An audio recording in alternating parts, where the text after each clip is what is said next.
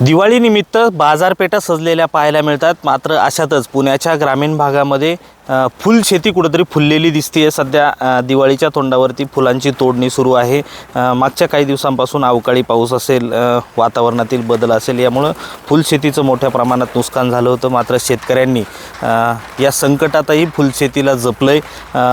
वारंवार फवारणी असतील, खतं असेल, याचा वापर करून फुलशेती ही जगवलेली आहे। आणि आता शेवटचा तोडा या ठिकाणी होतोय। उद्या लक्ष्मीपूजन आहे, परवा पाडवा आहे, त्यामुळं दिवाळीच्या सणाला प्रत्येक घरात सुगंधी फुलांनी सजवण्याची एक प्रथा आहे। त्यामुळे झेंडू असेल, शेवंती असेल, गंधराज, गुलाब अशा विविध फुलांची मागणी मोठ्या प्रमाणात असते।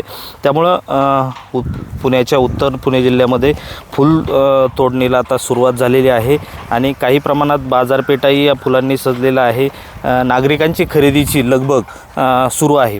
मात्र शेतकऱ्यांना सध्या या फुलशेतीतून उत्पादन मिळताना दिसते, मात्र खर्च हा मोठ्या प्रमाणात झाला आहे। त्यामुळं शहरी भागातली दिवाळी जरी गोड होणार असली तरी शेतकऱ्यांच्या शेतमाळ्यातून निघालेली ही फुलं आज शहरामध्ये जाणार आणि शहरातली दिवाळी फुलणार आहे। मात्र शेतकऱ्याच्या पदरी असं उत्पादनातून काही मिळेल अशी अपेक्षा कमी आहे, कारण मागच्या काही दिवसांपासून उत्पादन खर्चामध्ये मोठी वाढ झालेली आहे। सध्या मजूरही मिळत नाही अशी सगळी परिस्थिती आहे।